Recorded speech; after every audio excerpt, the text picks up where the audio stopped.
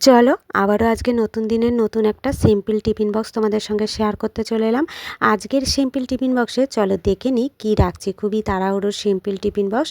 প্রথমেই রাখলাম গরম গরম ভাত, সাথে রাখবো আলু পটলের মাখা মাখা ঝোল, যেটা চন্দ্রমুখী আলু দিয়ে বানিয়েছিলাম, আর একটু ঘি গরম মশলা দিয়েছিলাম। এই ঘি গরম মশলা দেওয়ার নিরামিষ আলু পটলের ঝোল কিন্তু বেশ ভালো লাগে, সেটা যদি হয় চন্দ্রমুখী আলু দিয়ে, এর স্বাদ কিন্তু আরও দ্বিগুণ লাগে।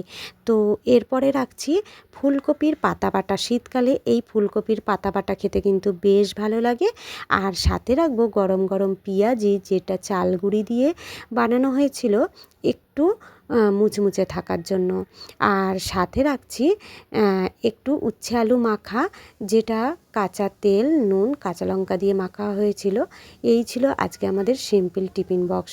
তো দেখা হচ্ছে পরের সিম্পল টিফিন বক্সের সাথে। টাটা।